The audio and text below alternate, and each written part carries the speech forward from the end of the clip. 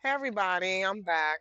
This is my part 14 of my life, my story, my truth.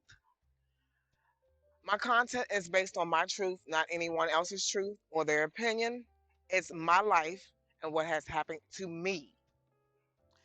So we left off with part 13 where I told you guys it's going to be about Thomas and Greg. So let's start here where now I hear from Thomas. I happen to be at home. And I actually was sleeping, and I didn't have to go anywhere that day because I had took off work because my brother said that he's gonna take his wife out for her birthday. And I said, okay, that's great. He was inviting the mother, everybody out. We were gonna go to Arundel Mills, and we're gonna go that day in the evening, probably like 3 o'clock in the evening, and just have a nice dinner at a nice restaurant and that mall. I forgot what the restaurant is called, but I know it was really nice, and that's what he wanted to do for her. So he invited me. We were bringing no kids. He said no kids. This is for just adults. He wanted to celebrate her birthday, and I said okay. I knew I had to do that in the evening around about 3. I had to meet up at Arundel Mills Mall with them. So I took off work this particular day. So as I was laying in my bed, I get a cell phone call, and I saw it was Thomas. And I said, "Oh, I ain't heard from Thomas in a minute. He probably calling to check up on me." But it was like early in the morning. He usually don't call me that early. But I answered. I said, "Hello." He said, "Hey, Bridget, how you doing? It's me, Thomas." I said, "I know. I'm doing great. Just tired, laying down. I'm off today, but I'm gonna go out with my brother and his peoples. So how are you?" And he was like, "I'm doing great. Same old, just doing great." He said, "I was just calling checking up on you." I said, "Well, that's nice. I figured that's what you were calling for." I said, "I do miss you a lot, and hopefully we can hook up one day." He said, "That's cool, but I wanted to know, are you watching the news?" I said, "No." He said, "Well, go turn on the TV because it's a breaking news." I said, "Okay." So I turned on the TV, and literally the news was breaking news on all channels. And he said, "Well, what you getting ready to watch? You need to watch and understand what's going on. But your boy Greg has been in a major car accident." I said, "What?" He said, "Yeah, that's why I'm calling you this early because I know you seeing him, and I just want you to know. I kind of know, you need to know." I said, "Oh, thank you, Thomas. I really appreciate you letting telling me that, letting me know. Let me go ahead and watch and see what's going on." He said, "Look, I'm gonna let you know. They getting ready to fly him up to the meds getting ready to fly him up to the hospital. He gonna be air flight." I said, "What happened?" He said, "Watch the news, Bridget. They're gonna talk about it, but you might want to go up there and see what's going on." I said, "Yeah, let me find out what's going on. Let me get dressed and stuff and find out what's going on. But I'll call you back, okay?" He was like, "Okay." He said, "I care about you now. I'm just letting you know." I said, "I know."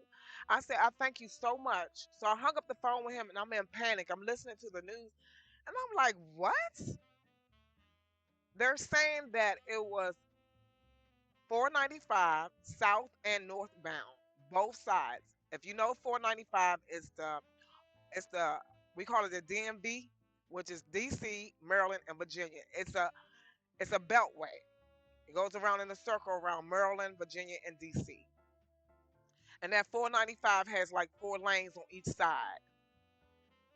And they were saying on the northbound side, there was a tractor trailer accident where the tractor trailer was actually trying to swerve from a motorcycle. I guess the tractor trailer didn't see the motorcycle, and he tried to swerve so he wouldn't hit the motorcycle, but he actually swerved back in the lane where oncoming cars were trying to pass the tractor trailer. So it became a like 10 car vehicle accident where the tractor trailer went through the medium and ended up on the south side, On the clearly, it happened on the north side of the highway, but when he collided into the medium, that tractor trailer collided into the south side on a whole totally opposite side of the highway, and it impacted cars there. So they're saying it's a police officer, it's a detective. They didn't say the name, but of course, Thomas just called to let me know who it was. They're saying that police officer was going home, off duty, leaving work, going home in his unmarked vehicle. And by the tractor trailer impacting the accident where everybody colliding together, his vehicle was pretty much smashed. So, from what they're saying on the news, they're trying to get him out the vehicle. They're air flighting him with the mech. He's going on an air flight to uh, the nearest hospital. So I'm trying to get dressed. I'm listening to the news. I'm like, oh my God. I mean, I'm like panicking. I want to cry. I'm like, I got to get up to this hospital. I'm just like, I got to get up there. I'm like, there's no way I can do anything else. I just couldn't even think straight. And I'm like, I can't, there's no need to call him. He's injured. So I get in my car and I'm going up to the hospital. And when I get up there, I'm going in and I'll never forget. This is what I'm going to tell you how God come into play. So I'm going to kind of like say it, but you got to listen very well. Because remember, I'm dealing with a police officer that's a detective for many years for Prince George's County. And that means he's going to have a lot of protection. I'm sure his family's going to be there. And on top of that, I'm panicking. So I get to the hospital, pull into the emergency lot, and just park my car, get out. I go to the front desk, and I said I need to see Greg. And they asked me who I was. I told them who I was, and they told me he's in ICU. They're only letting family, and by him being a police officer, they're only letting the police officer up there. But they was like, the lady was like, hold on, I'll be right back. So I'm assuming she's gone to talk to the police officers that are up there with him. And she just came back and said, you can go get on the elevator, go up to the ICU. It's on the second floor. He said, look, she said it's very concluded. You before you go into anywhere, you need to go to the front counter and talk to that person. And I'm calling now, letting them know you're coming up. I said, okay. So I got on the elevator and I went up and I'm like rushing over to the desk where the lady is sitting there. And she was like, hey, you Bridget? I said, yes. She said, I want you to go through these double doors right here. And he's in the third room, it's ICU room. It's all glass, so you'll be able to see him. All the ICU room, she said, all the ICU rooms are nothing but glass. You can see him. So I'm looking at the double doors, and I'm like, okay, let me go in here. I'm trying to get myself together because I had been crying, and I don't want to just go in there, and I don't want him to see me like that.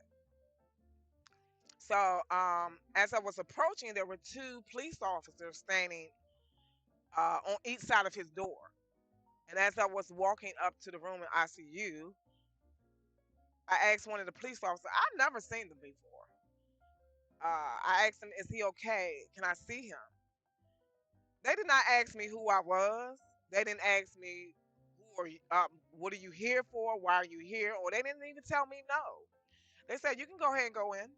So I assumed they already know who I am, but I've never seen them before. But I wasn't concerned about that. I wanted to get to him.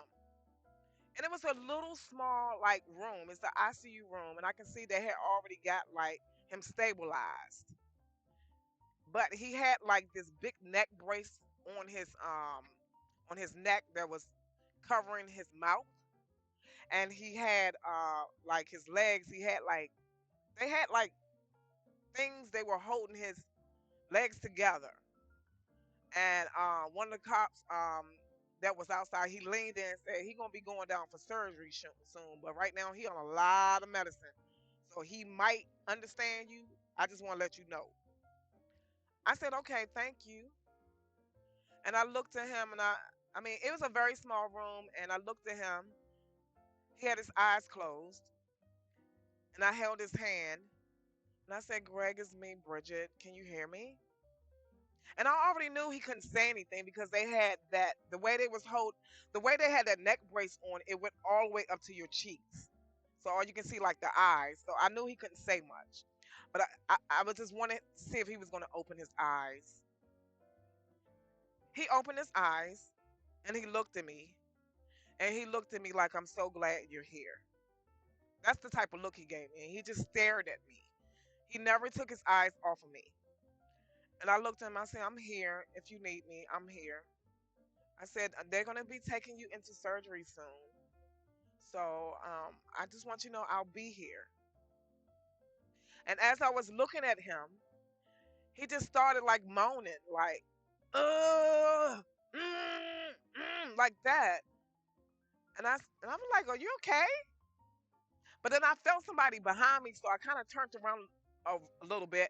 And as I said, the room is very small. It's only enough for a bed in there, and maybe one person can stand on one side of the bed, and another person can stand on the side, and two officers are outside of the door.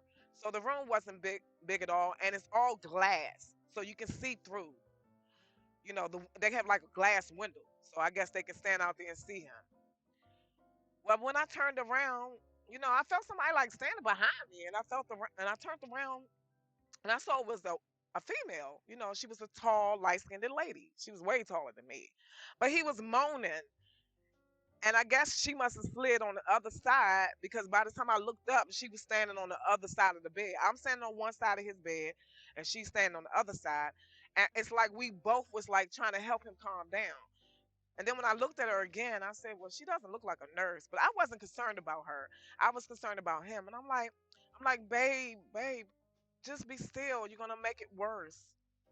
You're gonna make it worse. And he's like holding my hand for dear life. Like he just don't. And he was like holding my hand like he did not want to let me go. So I couldn't even go nowhere because he's holding my hand so tight. And I said, it's gonna be okay.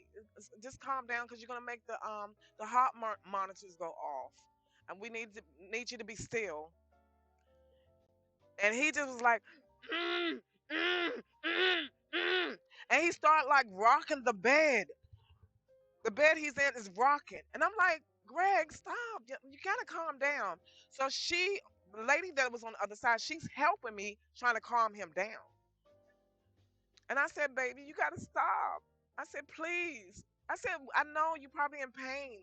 But he couldn't speak. All he could do was moan. And the bed was rocking back and forth. I thought he was going to fall out the bed. And the police officers, they're not even paying attention because their back is turned to the window. They're standing at the door, but their backs are turned. So they can't even see what's going on. And then his heart monitor started going off. And we both trying to calm him down. He's shaking, and he's holding my hand so tight I cannot leave. I can't like pull off of him and do. And it was like I'm working with one hand trying to calm him down, and she trying to calm him down, and he just going off. So the nurse came in, and I noticed when I looked back when I seen the police officers, they moved out of the way towards. They just moved out of the way of the window. I couldn't even see them anymore. But the nurse came in and kind of helped us calm him down, and she was checking his heart monitor because that was going off, and she calmed that down, and he just went and laid back in the bed, and he closed his eyes. And I'm like, oh, thank you for coming. She says, look, it's okay. We're used to this. Just give him a moment. She was like, Greg, are you okay? And he didn't say anything. He just closed his eyes. And she left. She said, just give him a moment. Don't do anything. Just give him a moment. And then she just walked out. And I was looking at him. And then something said, just look at this lady. This lady that was on the other side just never left. I thought maybe she had something to do with the hospital or something, or maybe she was a coworker, but she was helping me calm him down. So when I looked up, she was like literally staring at me. He's laying there with his eyes closed, holding my hand. He wasn't holding her hand. He was just holding my hand so tight I could not like move, get my hand. It was just weird. But I'm looking at her and she's looking at me. She didn't say anything, and I just was like thinking like, who is this lady? But I didn't say anything. And then she said,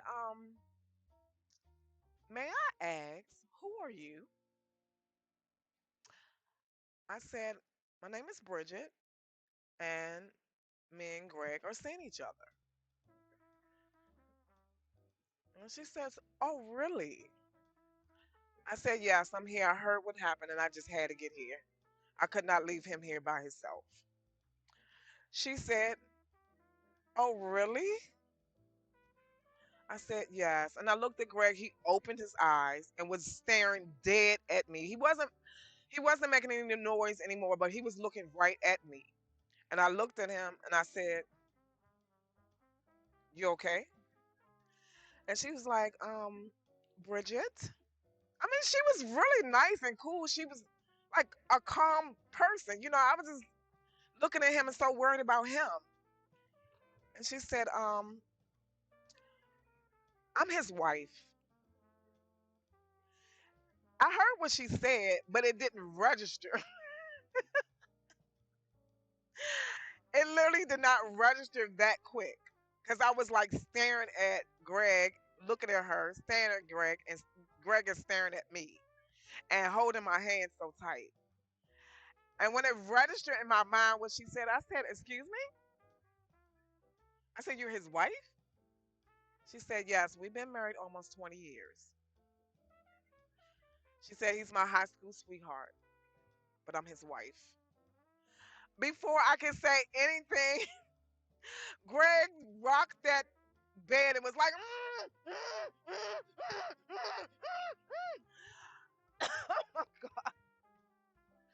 I'm telling you, I think everything like flashed in front of my face. And I just was like, what in the world? I didn't know what to do. The first thing I heard in my mind was, Bridget, just leave. Just go ahead and leave. Deal with this later. Leave. And I heard her say for the second time that she's his wife. So I just went ahead and tried to get my hand away from him. And he's pulling me down, like towards him. He like pulling me in the bed, and she's trying to help him get his hand off of me. And I'm like, oh my God, I gotta get my hand. He's squeezing it so hard I can't leave. And he pulling me down, like literally down to him. And I'm like, oh my God. So she helped him finally. She was like taking his fingers one by one and taking my hand, helping me get my hand released. And I noticed that when I got my hand released, I looked at him and I said, if you can read my eyes, I'll be back. I just didn't know what to do. But I knew what God told me in my mind to leave right now. And I'm not gonna make any scene about anything. You got police officers standing outside the door. The lady standing here telling me she his wife. He can't talk, and he's yelling. I'm like, I just put my head down and just left. So I start walking down. As I passed the two police officers, they just like turned around, like they not involved. They ain't say they didn't really look at me or anything, and I'm looking at them like they could at least helped, you know. But anyway, I started walking back towards the double doors. And when I walked towards the double doors, I'm going out the double doors. That's when it hit me, and I almost started to cry. The lady that was at the counter for the ICU, she wasn't there. I guess she stepped away for a minute. But as I was going to the elevator, it seemed like the longest walk ever to the elevator. And I just hear somebody say, "Ma'am, ma'am, ma'am." And I turn around and I see this big, huge 500-pound lady. Like she's stumping coming down down the hallway. Ma'am, ma'am, ma'am. And I'm looking around like I don't see nobody up here but me. So she must be talking to me. And I said, yes. She said, as she was getting close, she was talking where I could kind of hear her as she was getting close. She said, listen up. Don't come back here no more. I said, what? She said, do not come back here no more or there's going to be problems. I said, excuse me? I can come wherever I want to come. And she said, I'm going to tell you right now, don't come back here anymore. But the elevator opened before she got down there. I said, look, listen, I'm going to tell you this. I will be back. And the door closed, and I was able to go down the elevator. And I started working my way to my car. And I got in my car, and I just started crying. So we're going to end right here for part 14 and come back with part 15. And this is where the private investigators start following me every day. It was the worst. Okay. So we're going to come back because every time I talk about this or think about this, it still affects me to the day because this is the man I was in love with. And I remember he always wanted to tell me something. And I remember he always wanted to talk about plans for us. And I just felt like my whole world was crashing in. And I didn't know what to do, but I was like, I just sat in my car and cried. So I shall return shortly. We're going to end this part 14 and come back with part 15. And we're starting to get to the end. So this is great. I shouldn't do 20 videos. But we're going to come back because I want to like get myself together because that was the love of my life, Greg.